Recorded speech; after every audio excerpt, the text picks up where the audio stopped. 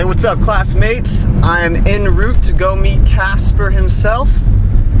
We should all be in for a great treat. And let's see what we have in store for the day, huh?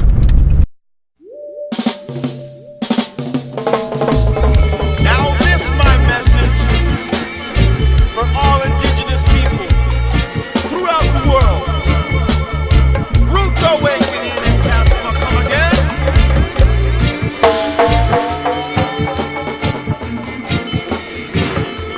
Are you ready?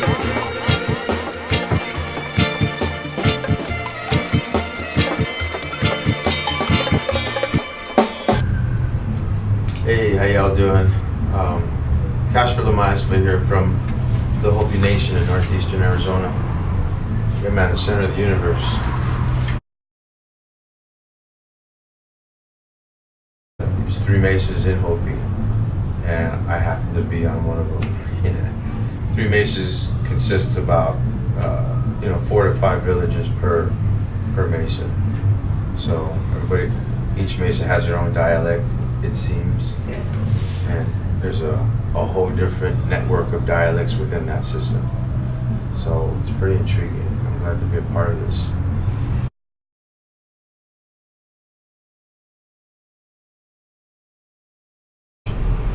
So it's nice to be one of the original peoples of the area, you know what I mean? So it's nice to also be a part of the project. So Dolama in Hopi, that means, hello, and I'm glad to be a part of this project.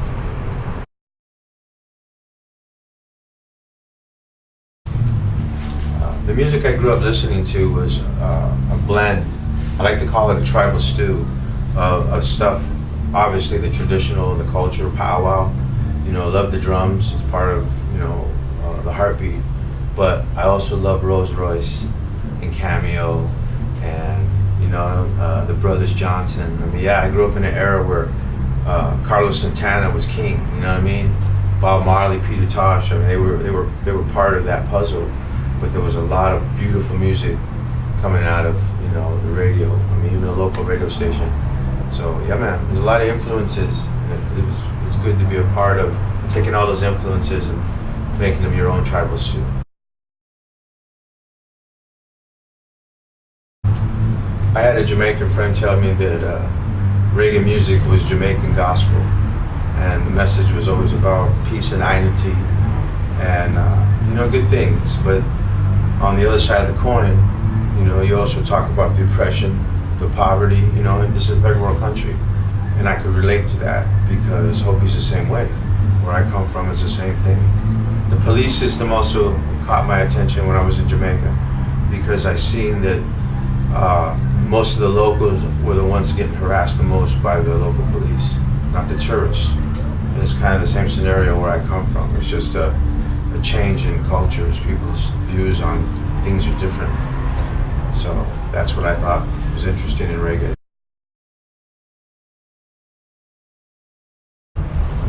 I think the biggest thing that I was instructed basically by my grandfather, who I had the most respect for, was to not exploit our family name, because they were afraid that, there's other people who have a huge family and we don't want to offend some of those people, thinking that there is such a thing as jealousy and envy, and guess what?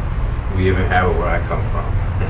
So it was just one of the things out of respect that I just used my own Hopi name as opposed to using our family name, because we thought it was safer, cause no grief, no problems.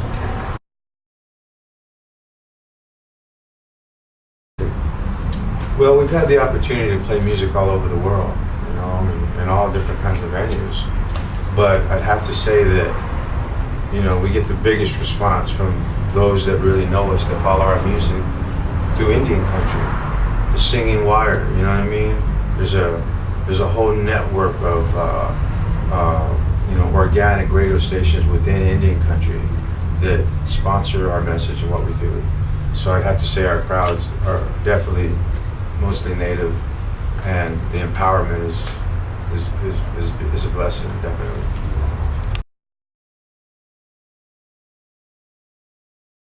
One example of being involved within Native American community is taking part in a straw bale house building party. It's wicked, beautiful.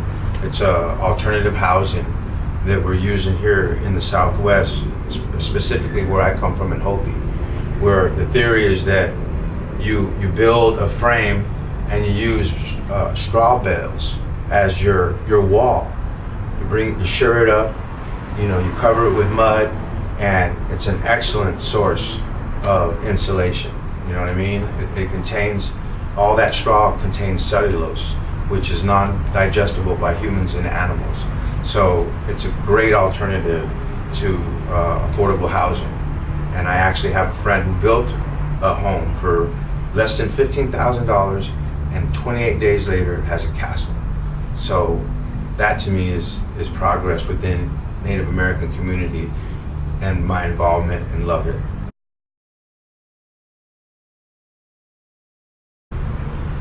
The obstacles never stop. Even after 25 years of doing this, there's still, lots of Babylon system you have to go through. And I just look at them as the trials and tribulations.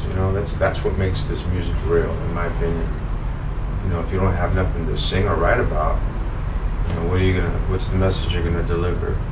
And I think it's important, absolutely, to be in the thick of things.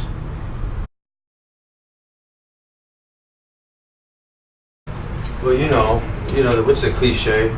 The message is in the music, and I think this is no exception. They're just songs of my thoughts. They're just lyrics that turn into melodies that, happen to affect how people think, I guess. And I don't mind sharing that. And it's a blessing to be able to write songs for people.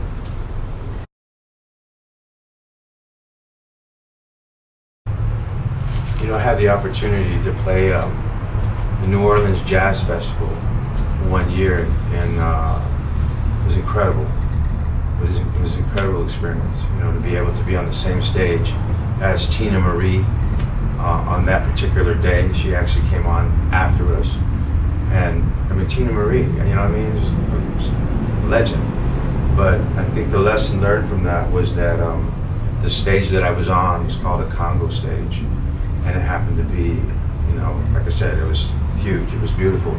But I found out later the history behind that particular stage was that was the only place the slaves could go on a Sunday to unwind one day out of that whole week of picking cotton during the time of slavery. The masters gave them one day to go and rest and recuperate for a busy week. As a slave, it's nonstop. And that's where they went.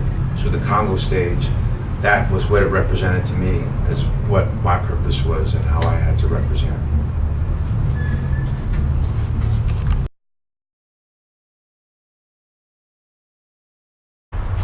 I think the highlight, and I had a lot of them, thank you, Ja, in my life, no joke.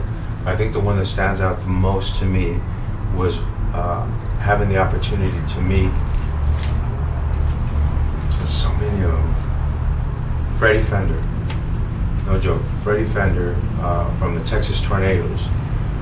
He's the one that wrote the song. He had that hit, "Wasted Days and Wasted Nights." It's a beautiful song, and I used to hear him on the radio as a youth. My parents loved him, and so I would listen to his music, and actually had the opportunity to sit down and reason with him. And he's passed. He passed away about 6 years ago. But it was nice to actually be on the same stage with somebody that was, he was a big influence on my life, in the sense that he brought back the memory of where I became, where I had started from, the essence of where, It's like a memory. You hear this song and it's like, that reminds me of this time, this era. And that's what that meant to me, to actually reason with him. He had a theory that, that the Hopi people are descendants from an Asian culture. There might be some credibility because it's all theory. They also believe, there's a theory that the Hopi came from Mexico. A little bit more believable since we're in the Southwest. However, who's to say? All I know is this: Hopi been here 4,000 years. That's a pretty long time.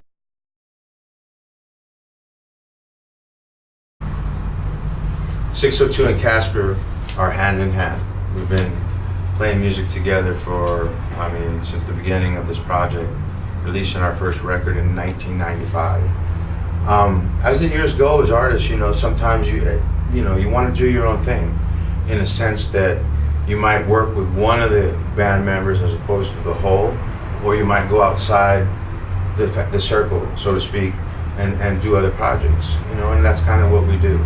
602 is the wickedest backing band in the Southwest, not just back in Casper, but also back in headliners that come through here constantly. So, absolutely, they have their own direction, and when we come together, it's what we do. The music will still forward, regardless of who's doing it, as long as somebody's doing it.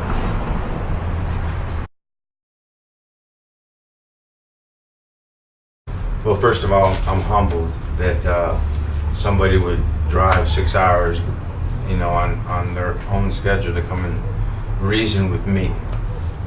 Being that I'm a pretty busy person myself, the music is just one thing I do. I also am a full-time college student. I'm pursuing a degree in sustainable energy in the urban planning sense. Where I can, maybe there's somewhere down the road with that piece of paper that I put in a frame, I can help a community within Indian country build, homes that we can utilize the sun's energy, the wind, and just all the alternative energy that we have out there.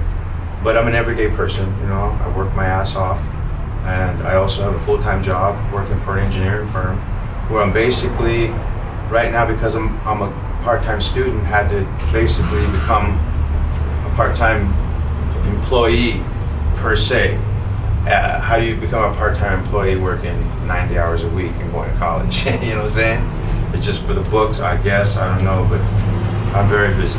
And I also have a family, a lot of issues there, how that goes.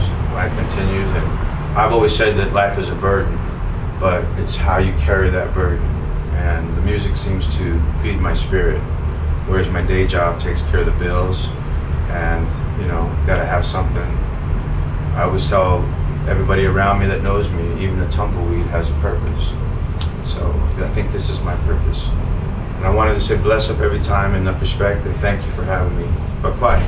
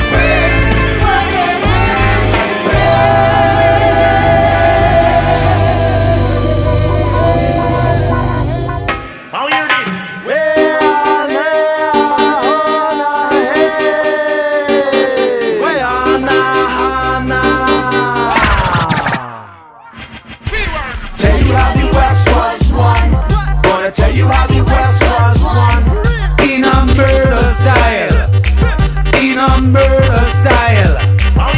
Tell you how the West was won. Gonna tell you how the West was won. In a murder style. In a murder style. From coast to coast, sea to sea, It all used to be Indian country. From coast to coast, sea to sea. It all used to be Indian country. They were living in tribal unity. Tierra del Fuego to the Arctic Sea. Some in the desert, Some on the prairie, some in the mountains. some in the valleys. But then one day They met the white man coming with a gun in his hand. All they wanted was a small piece of land. all they wanted was a small piece of land. But from coast to coast, Sea to sea, they called it their manifest destiny. from coast to coast, Sea to sea, they called it the manifest destiny. From border to border, from border to border. And then they wiped out the Sioux at Wounded Knee. Then they took away the Black Hills country. So whether you're a Navajo or a Hopi, Oldham, Supai, or Apache. tell you how the West was won. Gonna tell you how the West was won. In a murder style. In a murder style.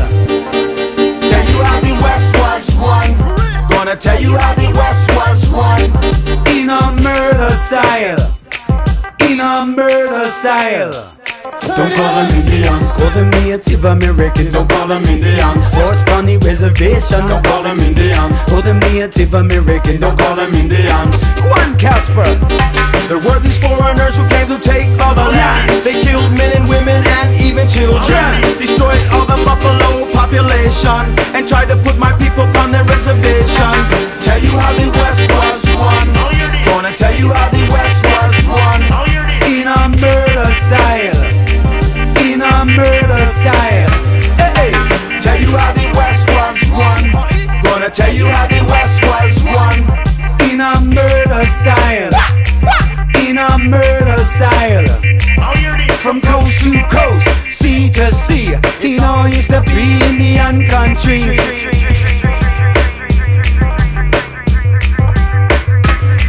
They were living in tribal unity, Tierra del Fuego to the Arctic Sea.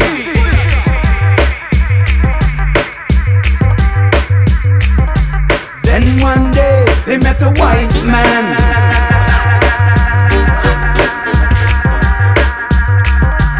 All they wanted was a small piece of land.